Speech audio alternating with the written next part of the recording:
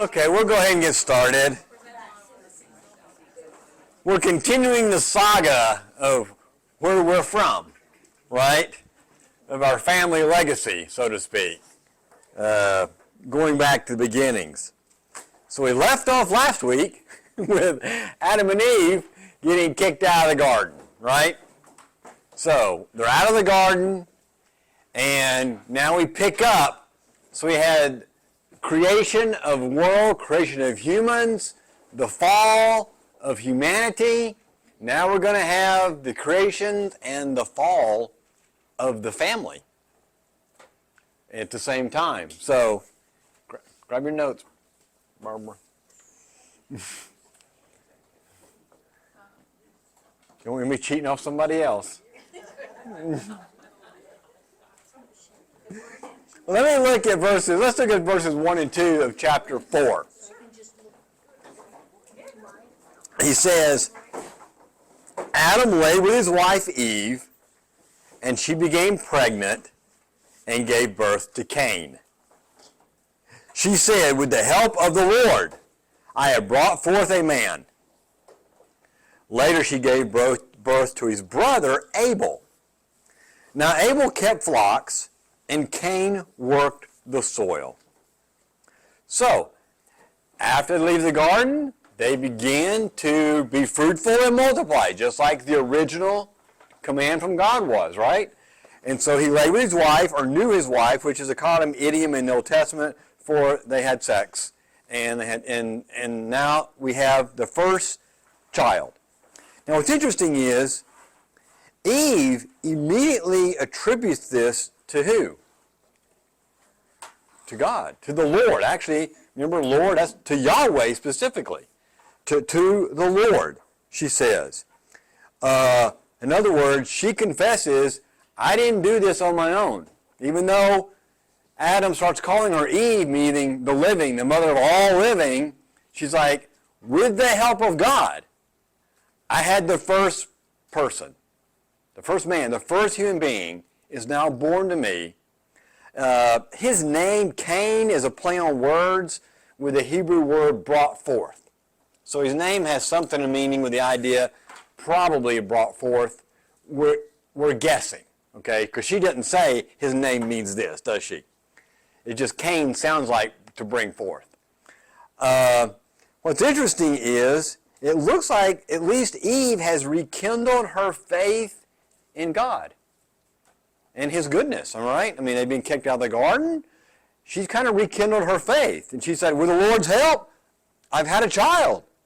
So that's a really positive comment, really, from her. So the first birth in the Bible is just like birth throughout all of Scripture. It's all attributed to God. God is the one who brings forth life. He's the one who blesses with children. It's all from Him. And, you know, whether you agree with it or not, children are a blessing from the Lord. That comes from moment to moment at times. You know. And then she has her second son, Abel, right? Now, Abel is called his brother, and they're going to use that brother word a lot, right? Because we know we know it's coming, right? So we're reminded that these are brothers, and Abel's name actually means breath. Breath. Breath is what actually Abel actually means. So they're introduced, they're born, they grow up, lots of time goes by, and they have their occupations. Cain is what? What's he do for a living? Shepherd. Group crops. He's a farmer. Right. Cain's a farmer like his dad. Yes. Right? Adam was a farmer. Cain's a farmer, grows crops. How about Abel? Shepherd. He's a shepherd. He's all these livestock that exist. He starts being a shepherd with taking care of them. The point is, God remains faithful even in the midst of sin. Right? They've sinned. They've messed up the plan. God's still faithful. He's faithful in them having children. He's faithful in their continuing able to work. Even in sin, God still has this enormous desire to restore and bless, doesn't He? Obviously, we see it through Christ, but even here, with the first family, God's already wanting to restore. He's blessing them. And verse 3. In the course of time, Cain brought some of the fruits of the soil as an offering to the Lord. But Abel brought fat portions from some of the firstborn of his flock. The Lord looked with favor on Abel and his offering, but on Cain and his offering, he did not look with favor. So Cain was very angry, and his face was downcast. Then the Lord said to Cain, "Why are you angry? Why is your face downcast? If you do what is right, will you not be accepted? But if you do not do what is right, sin is crouching at your door. It desires to have you, but you must master it." So after we had their vocations, now we have an offering, right? We have an offering that's given and taking place. Now we're not told specifically why Abel's accepted and Cain's not, but I think we're going to have some big clues here. But commentators and theologians over the years have come up with some pretty creative suggestions on why one was accepted and one was not. And I still hear them today, as a matter of fact. One of them is that a blood offering was better than a grain offering. That Abel offered the blood of a sacrifice, Cain did not, but that doesn't fit, does it? No, because you go through Deuteronomy, half the sacrifices are grains, and so that doesn't fit. And matter of fact, Cain's being who his dad, he's following in a profession that God gave Adam. So the fact that one was a sacrificial animal and was not, that doesn't make sense. And that wouldn't have made sense to the audience from Moses either, because they've just been given all these grain offerings, and I'm still in them. I'm still reading those. This morning I was reading through all those, and adding the oil and the salt and the mixture and that's not a good reason. Some have suggested God likes herders better than farmers. Again, I'm giving you the small version of what people have written. That doesn't make sense either, does it? Because what was Adam's job? Right? He's a farmer. What do you do with The farmer. phrase that life is in the blood? Right. Well, life is in the blood, and we're going to get to that. But at this point, offerings seem to be offerings. They're not really sacrificing for sins, are they? These offerings are offerings to God. They're giving offerings to God. Good question, though, and we will get that. Now, even though this is the first recorded offering in the Bible, there's no reason for us to assume this is the first offering in the Bible. And it's called an offering, not a sacrifice, right? And the word gift in Hebrew for both boys is exactly the same word. They both gave a gift, right? They both gave a gift in the course of time. We don't have any idea how long it's been. There comes a day and they have an offering. There's no reason to assume Adam didn't have offerings, and now these have offerings. So in the course of time gives the idea that this isn't the first time a human being is given an offering to God. Okay? So they're giving an offering, they're trying to show God, right, that He is the owner of everything. So Cain gives what he does, Abel gives what he does, and again, they're both described as gifts. Now here's a hint. Here's a hint in the text of maybe why Cain's was not accepted and Abel's was. One, we're going to know, God already tells us, the ultimate reason, it was their attitude, wasn't it? It's their attitude. He's like, do what's right. Now, if you'll notice, if you look back up there, it says, Cain brought some of the fruit or harvest from the soil. Was it the first fruits? So he brought some, right? He harvested his whatever, we'll say wheat, barley, whatever, and brought some to God. But Abel brought the best part of the lamb from the firstborn of his flock. And even though they're not the same, there's a distinction, right? Abel, we already know, brought the best of what he had. He picked the firstborn of his flock, and the fatty portions would have been the absolute best part of the flock, whatever that was. We'll say lamb. We don't know, right? Because that was considered the most prized part. So he gave the most prized part from a firstborn. Cain gave some of what he grew. Again, not a big distinction, but I think Moses' audience would have probably picked up on that, wouldn't they? Because it talks about first fruits and best and the tenth and giving. But here's what we know. God's response toward Cain really tells us, doesn't he? It wasn't the nature of the gift, grain or animal. It was the integrity of the giver. So, God's still talking to us, though, isn't he? Right? God has a conversation with Cain. So, even though outside the garden, God's still talking. So he comes to Cain and basically tells him, right, what happened? What did you do? And, Cain is mad. He's very, very angry. He's so angry, the word is, in Hebrew, burned exceedingly. When God did not accept his gift, he burned exceedingly with anger. And then gets depressed or downcast. Man. Again, both the giver and the gift were under scrutiny. And whatever, Cain's did not measure up to what he knew to do. This wasn't ignorance, right? Because God said, I'm going to tell him later, if you'd have done what's right, in other words, you knew what to do was right and you didn't do it.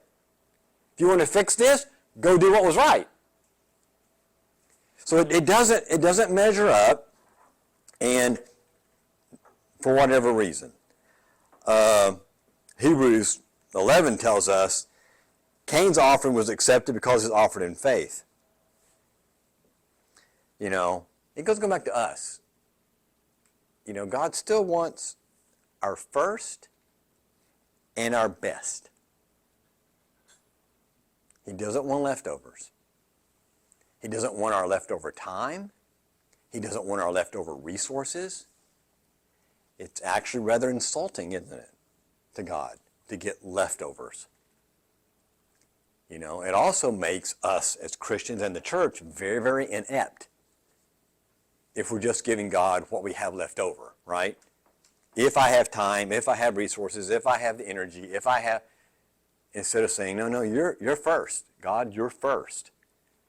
Cain didn't put God first for whatever reason. But now he gets angry. His response was anger. When God said, nope, I don't accept that one. You didn't do it right. His response wasn't to fix it or correct it, right? His response was to get extremely angry. So God questions him and says, doesn't it what he says? Why are you angry? Right? He looks at Cain and says, why are you angry? You caused this. You didn't do the right thing, and you're angry. People never get angry when they do the wrong thing and get called out, do they? No. When someone points out that you did it wrong, you say, well, thank you so very much. I appreciate your insight, right? Even though, and then he'd ask him, why are you acting depressed? Why are you looking so downcast? If you do what's right, will not you be accepted? In other words, you know you did what was wrong. If you do it right, I'll accept it.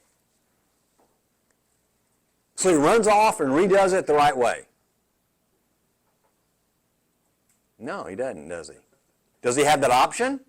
That's what God's giving that option right here, isn't he? If you go do what's right, I'll accept it. You can do it over. Go ahead. Cain's like, I'm not doing it over.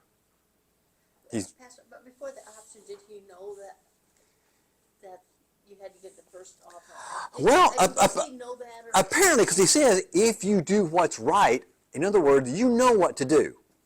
so we're assuming that He knew Cain knew. what to give. Okay. But again, it's more his heart. Okay. His heart is just, it's just not right. So yeah, we're assuming because God said, if you do the right thing, he didn't say, here is the right thing. That's what I was wondering. He's like, you already know. And apparently they've been talking, right? Because God has this conversation. So apparently they've already been talking for who knows how many years. But excellent question. So the Lord warned Cain, if you don't do what's right, what's going to happen? Sin is like a crouching animal ready to jump and devour you, right? He said, there's a lion crouching down behind you, and as soon as you don't handle this the right way, it is going to absolutely consume you. In other words, you have a what? Choice. A choice. You have a choice, Cain. Can you imagine? God, Creator, telling him, you have a choice, and you can fix this. You can fix this if you want. It's possible, Cain, to recover pretty quickly, sounds like, doesn't it? If you just do the right thing.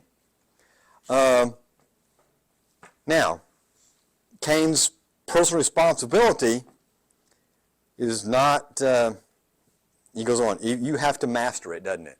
In other words, temptation's real, you can master it. You can handle this, Cain. I know you. You don't have to go down this path. Isn't it so sad today still, isn't it? When you know that if people make certain decisions, the consequences. Have you ever warned anybody of consequences? And then they still do it anyway and suffer the consequences? And then exactly. And then blame others? Or even you? But it's heartbreaking, isn't it? I mean, it's hard. And I'm sure this had to be heartbreaking for God, didn't it? Second generation human beings. Again, when you get caught or convicted, how we respond is the key, isn't it? Is it repentance? Is it trying to fix it, to get right with God? Or to get upset and angry and mad? There's a lot of upset and angry and mad people in our world, right? And it's often for things they've done that they're upset and mad about. Nothing new, is it? We didn't invent it.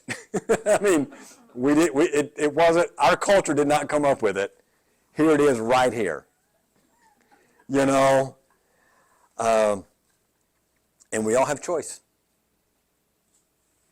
And if we don't do a sin, it will consume us.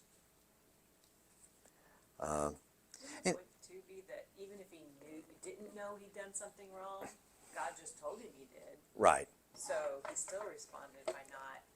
He still didn't fix it. Or correcting or asking Right. for forgiveness or anything. I mean, even if he didn't know, which I think he did, but even if he didn't, God's very gracious here, isn't it?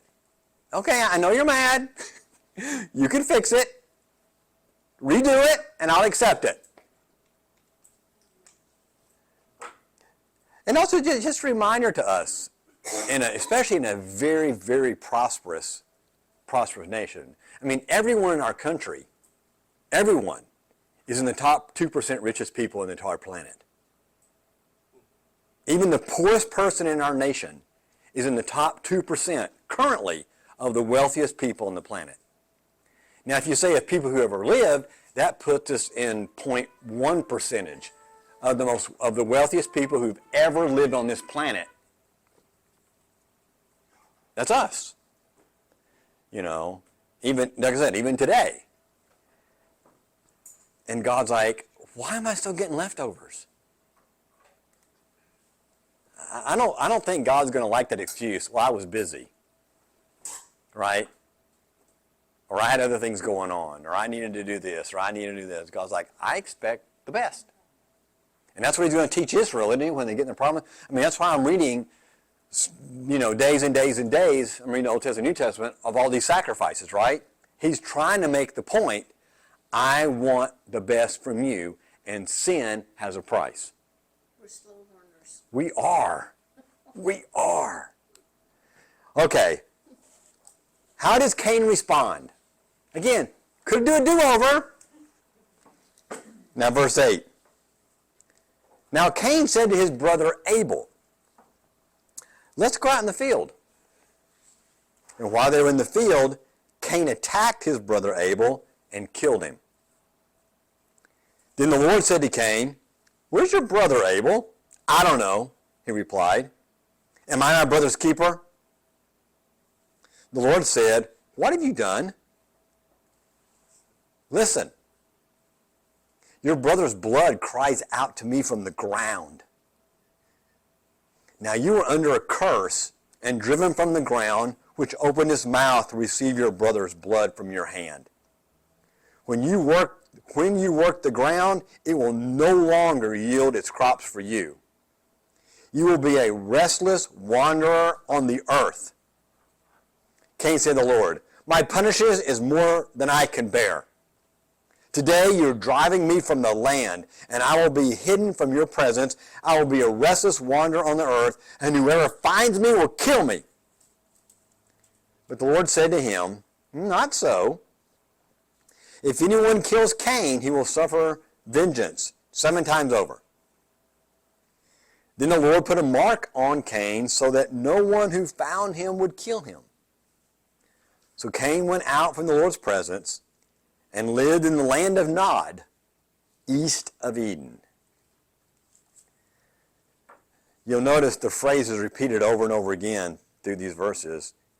Abel, his brother, right? Just reminding us, this is the destruction of the family. Sin permeates everything. So let's go out in the field. So this is not, he got upset, right? This is premeditated. He thought this out. Hey, let's go out in the field. Let's get away from mom and dad. Let's get away from everything else. And let's just have some brother-to-brother time. And Abel goes, right? Didn't have anything to... Because what had Abel done against Cain? Nothing, right? I mean, there was no tension between the two of them, right? Of course, it's like they didn't fought. But Cain's not right with God, so he's jealousy of Abel, who is right with God. And instead of just giving a better sacrifice, his plan is to murder his brother. That's the plan. And he's successful. Isn't it interesting? Adam and Eve were told, you eat that fruit, death is coming into the world. They didn't have to wait till their own death, did they?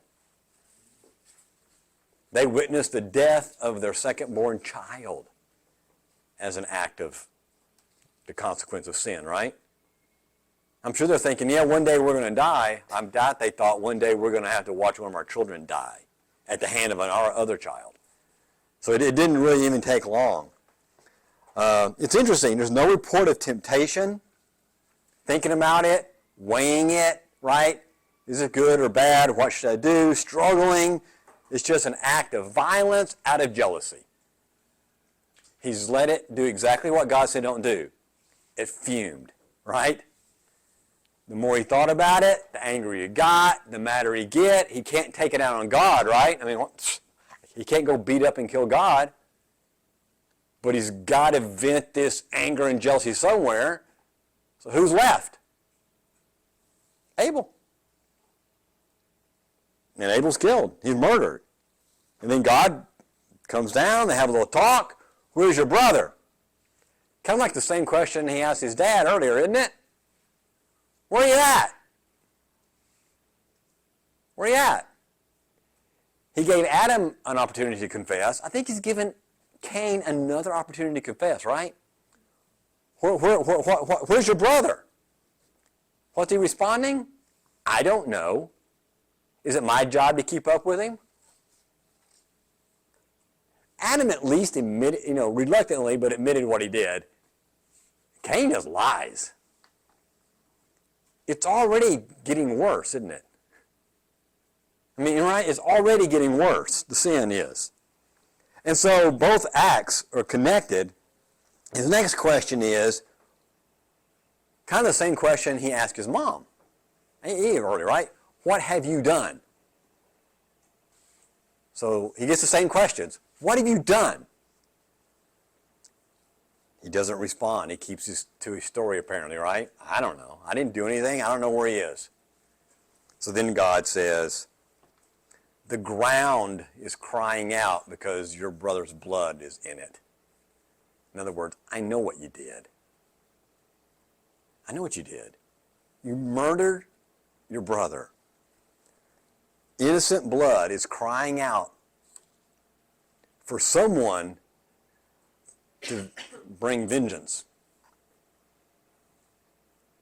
Though Abel never speaks, his death speaks, right? Matter of fact, we'll talk about this later, but Hebrews 11, the writer of Hebrews says, by faith, Abel offered God a better sacrifice than Cain did. By faith, he was commended as a righteous man when God spoke well of his offerings, and by faith, he still speaks, even though he's dead. So the writer of Hebrews is saying, Abel still speaks. Abel was a righteous man. Second generation, we've got a righteous man and an unrighteous man, right? By choice. And the unrighteous man murders the righteous man because he doesn't want his righteousness to be shown, right? We don't do that, do we? People who make us feel bad or guilty, they don't get taken out, do they? Sure they do. If you don't see it, then you've never had a job.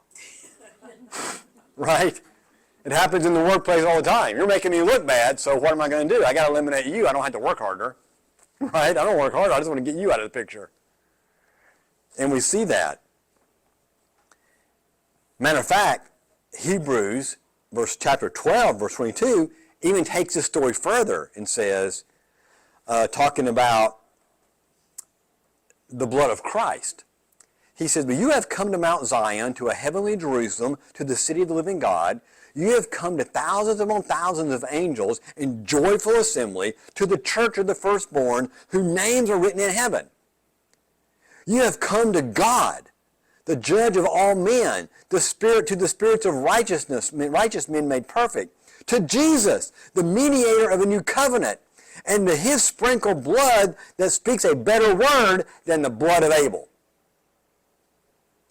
So Jesus' blood is supposed to undo this violent blood that we see in Abel, right? He said, you can either live like Cain and shed blood, or you can live like Jesus and have Jesus' blood. So, writer of Hebrews really plays off this a lot. And then what happens to Cain? He's cursed. What's the first curse we have in the Bible?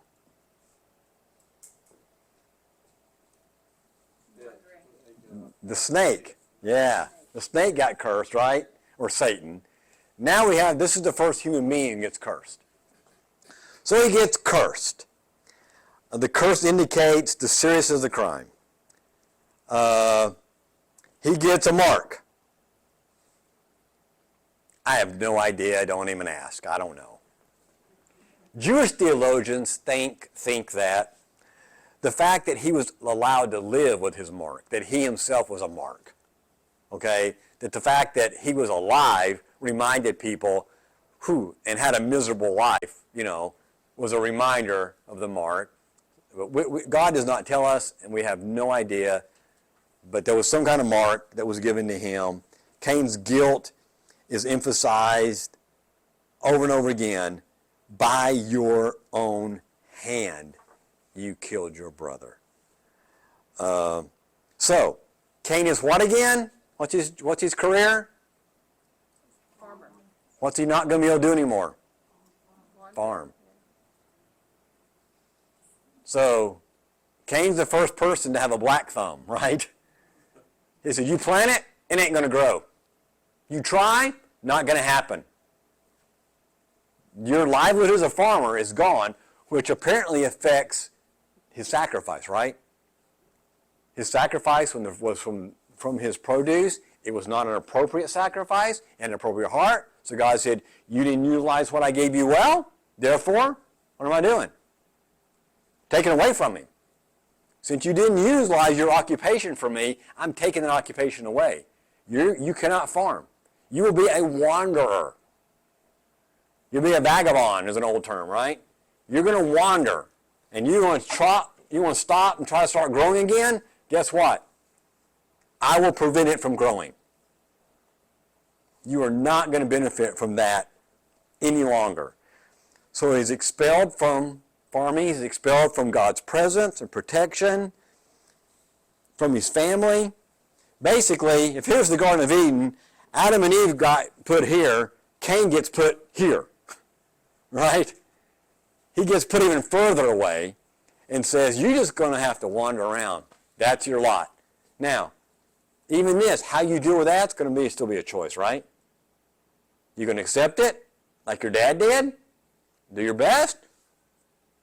Well, we'll see here in a little bit, won't we? Basically, you denied responsibility for your family. Therefore, what? I'm taking away your family. You didn't use your occupation well, and you denied responsibility to family. I'm taking away your occupation, and I'm taking away your family. You just go. You go. Just go. That's your curse. And so Cain's like, that's not fair. That's too hard. That's not a fair punishment. For murder. His brother, and he's objecting to it. Man, it makes us wonder, why didn't God just kill him? Old Testament says that. And we'll talk about that in a minute. So Cain says, that's too harsh. I'll be away from your presence and away from your protection, then somebody's going to kill me. Is there any hint of remorse? None. None. His fear and concern is only for his own life. That's his only concern. Man, without God protection, but God doesn't leave him helpless. Again, he puts the mark on him that says, okay, you'll be fine. I'll put a mark. People are going to know you. I mean, how many people can there be? Or, they're going to know who you are. And if they kill you, then I'm going to bring vengeance on them 7 times. So whatever they do to you, I'll do to them 7 times over. So you're okay.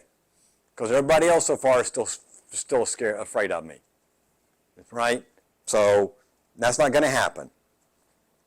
So who's he worried about killing him? Where do the people come from, right? That's the big question, isn't it? I'm not going to tell you. No, I'm going to say. Here's our options. God made Adam and Eve, right? And after he kicked out of the garden, he made a whole bunch of other people. Right? Picked up a little more dirt, made other people, and that's where they came from. Or in the garden, he did it. But the Bible doesn't say that, does it? As a matter of fact, Paul says all sin came through one man. So if God created a bunch of people, how does all sin come through one man? Because Adam's only sinned. The only other option left to us is they had lots of children and they married their siblings initially. Now eventually that won't be necessary, and the Mosaic law is going to say no. But if you take Pauline theology, it really doesn't fit to say God made a whole bunch of Adam and Eves. Because then how does sin come through one person, through one man? Again, they're living 700, 800, 900 years. Right? That's a long time. You can have a lot of children in 900 years. I mean, think about it.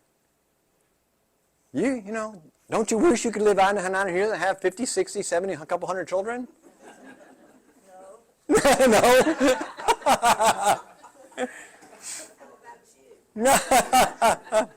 No.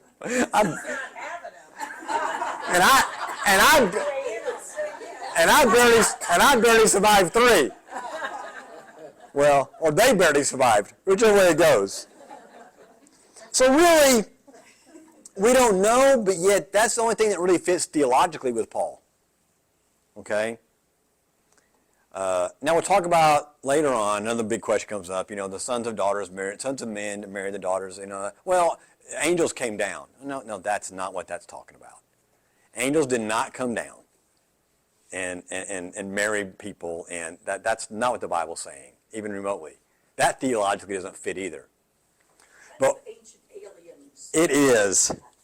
The only thing that really fits here is that they had multiple children and they married their siblings. And that was still continuing, really, even with Abraham, wasn't it? Because he married basically his half-sister too, didn't he? And then eventually enough population came that God said, with Mosaic law, no, we're not doing that anymore. We're done. We're done. So that's my perspective, but not based on the New Testament. Just because, well, we're not. But it can't. But we want to. Russ. That, to me, it begs the question of heaven or hell at that time. Mm-hmm. Now, hell is not being with God, and Cain was forced out, separated from God. Mm-hmm. But was there hell at the time? Was there heaven at the time? And if so, did they know that they were going to live for eternity? Because we'll never die. We're going to go to hell. Right. No. Heaven, but That's an excellent question, and I don't know exactly how much they knew, but here's what I know. Yes, there is a right. You're laying the foundation for me. Thank you. We're going to see through the rest of this 11 chapters, we have a righteous line where we said their faith was credited as righteousness through Christ in heaven. And have an unrighteous line, an ungodly line, whom theirs is going to create a separation, even eternal separation. This is the very story we're telling. Right now we have a righteous Abel and a what? Unrighteous Cain. And like you said, presence of God, not the presence of God. And how much they understood or not, we're not sure. But we do know that they do understand what it means to be with God and without God. And so yeah, there is this, when you die, you're in this place of torment, this place of still waiting judgment. But let's keep on, Mel, ask your question. Because you're laying a good foundation about that. So look what happens. Why did he preserve the life of a murderer? Because when the law comes up through Moses, I mean, that's a death sentence. That's capital punishment, isn't it? Israel, as a nation, is supposed to end the life of anyone who murders another, especially premeditated murder. Maybe it's just, few things, want to see God's grace.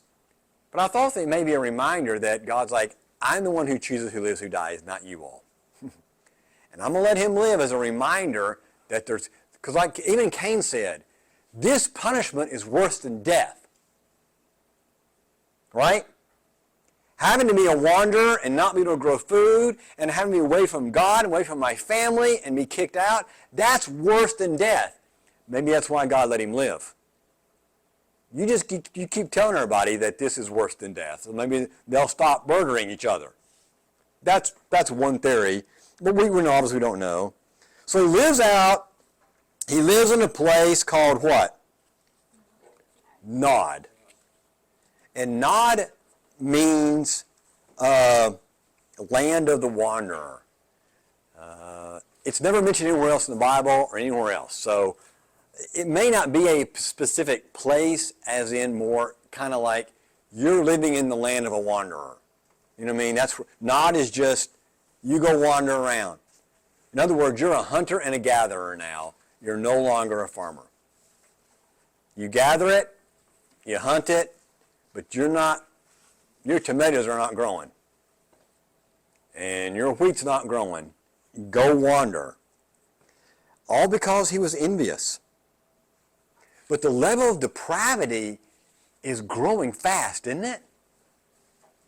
I mean, mom and dad wanted to be God. That's why they sinned. Their son murdered his brother out of jealousy. It's spiraling pretty fast, isn't it? It's spiraling pretty fast from I want to be God to you make me look bad, I'm taking you out. If you make me look bad. The idea, chapter 3 is kind of the fall of humanity. Chapter 4 is the fall of the family. Chapter 3 is how sin came into the human race. Chapter 4 is how sin affects people and families. Sin is a cancer that cannot be contained, right? Sin in one area of our lives will always spread to other areas of our life. That's just how it is. It's interesting that the word keeper here, when he says, am I brother's keeper, is exactly the original job description for Adam. You will be keeper of the land. He's like, I'm not my brother's keeper. It's not my job. I don't know where he is. Like, you murdered him. Takes no responsibility. Matter of fact, we'll this later, but 1 John chapter 3, verse 11 says, this is the message you heard from the beginning. We should love one another. Do not be like Cain, who belonged to the evil one and murdered his brother. And why did he murder him? Because his own actions were evil and his brothers were righteous. So John's saying, don't let that attitude of Cain sneak in our church as you're writing this letter. Don't act out of jealousy. If you're jealous of someone, you don't love someone. Right? He said, you've got to focus on loving. The option to not loving each other is being like Cain. By appealing the example, he's just saying, listen, if you hate someone else, you're a murderer, which is what Jesus said, right? Hatred is like murder. Just, make that choice. And then obviously, are we our brother's keeper? What's the answer? Remember what Ezekiel said about this? Ezekiel, in chapter 3, says, when I say to a wicked man, you will surely die, and you do not warn him or speak to him about trying to dissuade him from his evil way in order to save his life, that wicked man will die for his sin, and I will hold you accountable for his blood. But if you do warn the wicked man, and he does not turn away from his wickedness or his evil ways, he will die for his sin, but you will save yourself. Again, when a righteous man turns from his righteousness and does evil, and I put a stumbling block before him, he'll die. Since you do not warn him, he will die for his sin. The righteous things he did will not be remembered, and I will hold you accountable for his blood. But if you do warn the righteous man not to sin, and he does not sin, he will surely live because he took warning, and you will have saved yourself. That's a pretty big statement about, isn't it? Have you ever thought, well, it's none of my business? Ezekiel's saying, it is your business. Because all humanity here, right, we have this connection. So when we're not right with God, historically, we take it out on others, right? Historically. When you're not right with God, so the more society gets away from God, the more violence takes place, right? The more we reject God in society, you will, every time in human history, as a rejection of God goes up, so does violence against human beings. It goes matching and and the more society gets right with God, the more violence against human beings goes down. It's the story here, isn't it? It also warns of how ugly jealousy is. You know, why is God blessing them and not me? Why are they not having the same problems I'm having? We think it's an issue against God, but the reality is it really makes us more upset with that person who doesn't have anything to do with it at all. When we refuse to take responsibility or accept blame, God says you will be accountable. And also, it moves us further from God's presence, and it builds barriers, doesn't it, with other people, right? It builds barriers, and our relationships aren't good. Our relationships aren't healthy, and I mean, I've got some, well, I think they're probably still friends, but who are just so wrapped up in this, they've just kicked everyone else out of their lives, right? You know people? Over years, they have just removed every single person from their life because of this Cain-like attitude. They're mad at the whole world, but because of what they've done.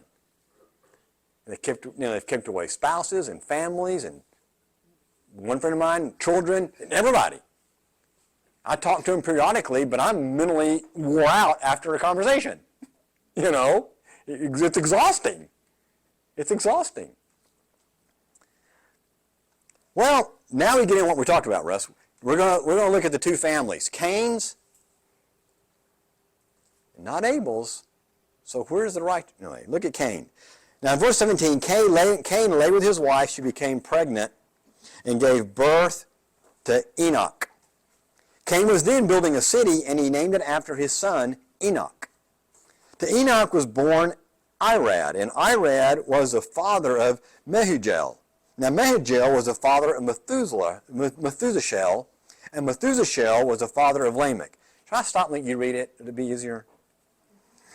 Lamech married two women, one named Ada and one other named Zillah. Now Ada gave birth to Jabal, and he was the father of those who lived in tents and raised livestock. Now his brother's name was Jubal, and he was the father of all who played the harp and flute.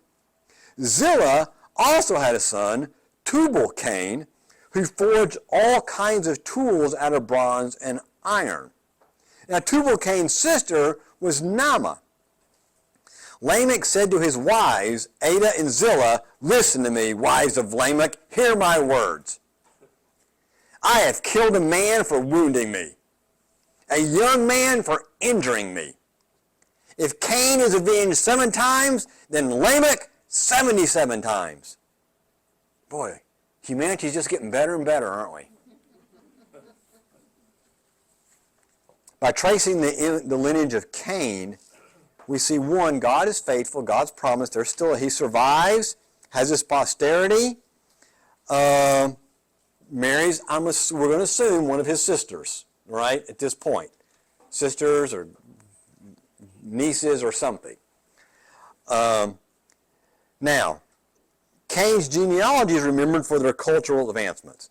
They build cities. So he goes out and he builds a city and he lives there, which is a direct violation of what God told him his curse was, right? You are to be a wanderer. So what does he do? He builds a city named after his son and moves in. We still don't have any repentance here, does he?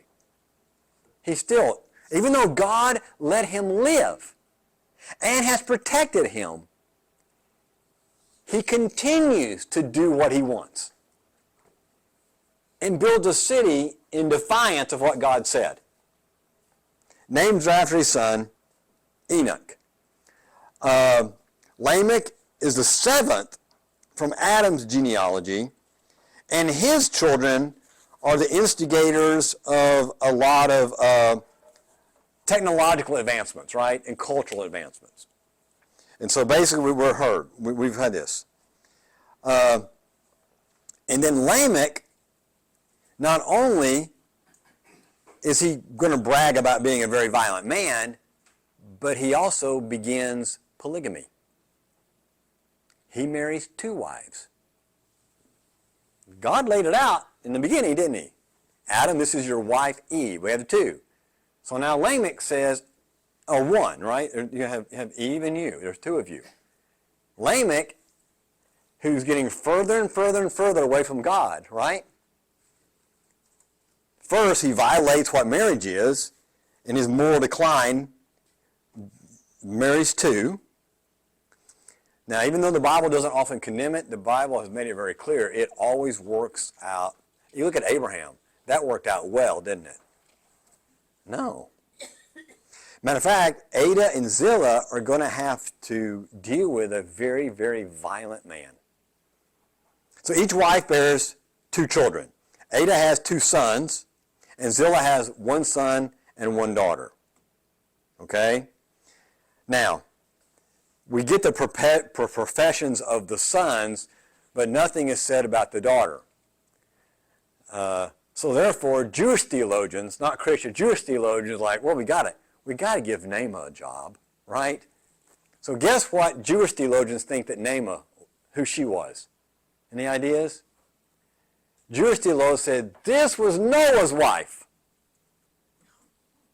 There's nothing in the Bible that says that, but if it's true, we can stop calling her Noah's wife, give her a name finally. But the Bible doesn't say that, but that's Jewish imagination, I guess we could say. So first we have Jabal. And what was Jabal the ancestor of? Herding, animals, right? Animal husbandry. Then he had a rhyming brother's name, Jabal and Jubal. And Jubal was what? Musician. He brought music. And then their half-brother, Zillah, another good naming. So we got Jabal, Jubal, and Tubal. Matter of fact, Tubal gets named after his great-great-grandfather, Tubal-Cain, which is becoming a badge of honor, right? It's a badge of honor. This whole family line is now taking the curse and saying, we're proud of it. We're proud of it. Tubal-Cain. That's like naming your daughter Jezebel, right? They're proud of it. And he was what? Metallurgist, right?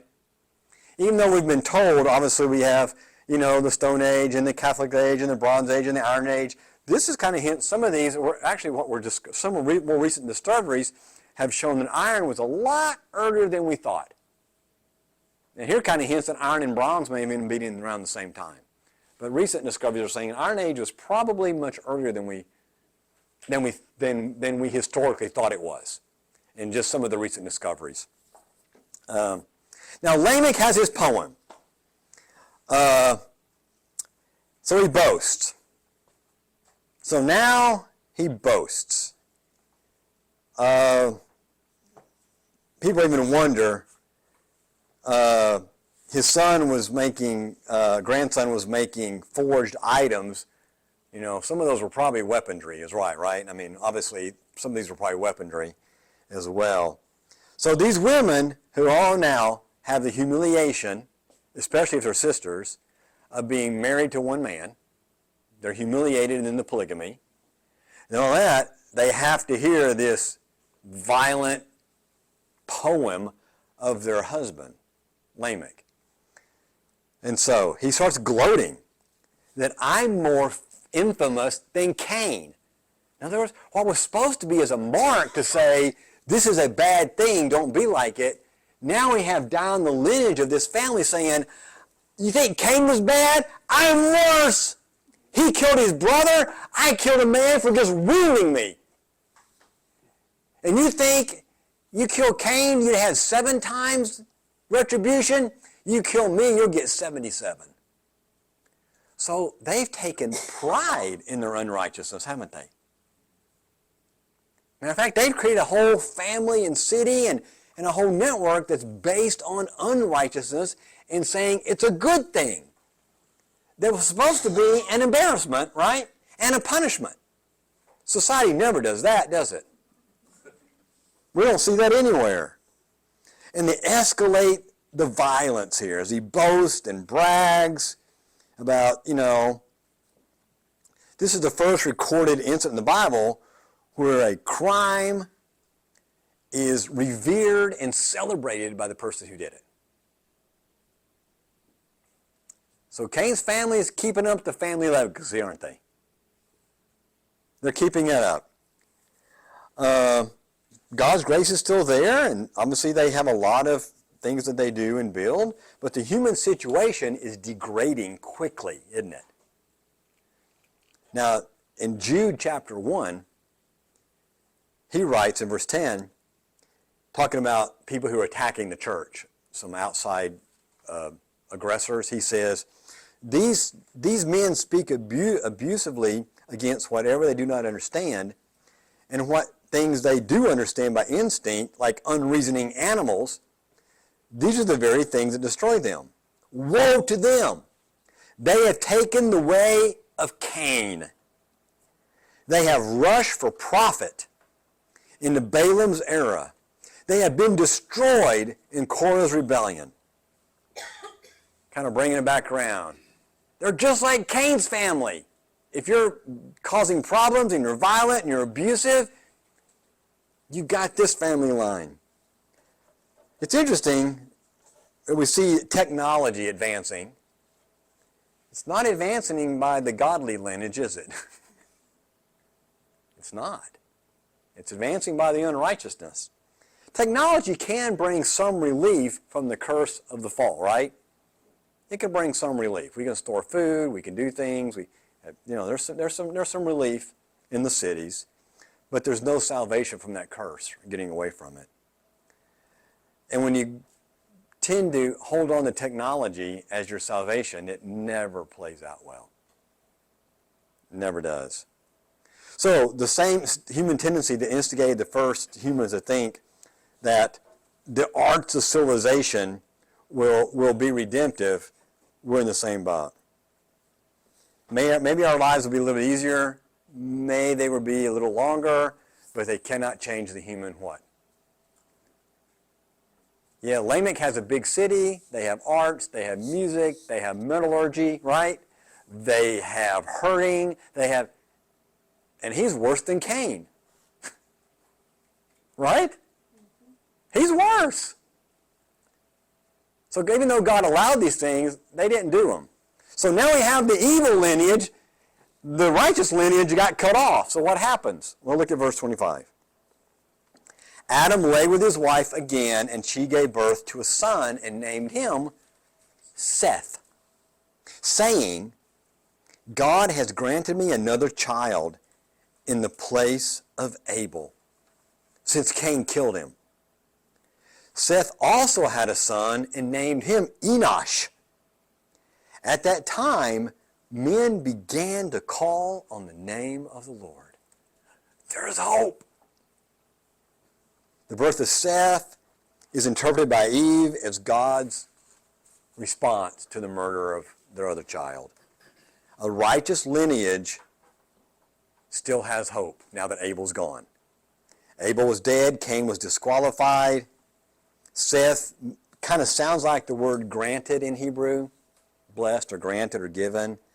Hope for the future with the announcement of Seth's firstborn son, Enosh. By the way, who parallels Cain's firstborn son, remember, was Enoch. So Cain's firstborn was Enoch. Seth's firstborn is Enosh. Okay? Now, Enosh in Hebrew is kind of like the word man or Adam. It could be person or people. So it's almost like he's a new Adam giving us new hope. Okay? And so his birth is an important development in the righteous lineage. Enosh and his descendants are characterized with Cain's descendants. Cain's descendants are remembered for urbanization and technology and all the evils of Lamech. And Enosh's are named for what? They started began to call on the name of the Lord. They began to start worshiping God. So, right, to go back to what you're saying, we have this movement. And there's always this tension. There's a continual contrast between those who obey God and live this righteous life and those who continually embrace an ungodly, rebellious life. They both had choices, don't they? Which are moving us more to. So Seth's line is going to be part of those line who are their righteous, their obedience and their faith is created righteous through Christ. Same family, same options. One chooses not to be right with God. One chooses to be right with God. And we're going to see this movement like this through some of these painful genealogies we go through. That's what this is doing. It's showing us how these two are moving. That God is still moving and working. But I'm not going to take time. I kind of already went through the last page with you. So you can go through it on your own, and we can talk about it later if you want. I already mentioned all those scriptures as I was going through it, but I wanted to give them all at one time. Okay. Any hard questions? Michelle will be glad to answer.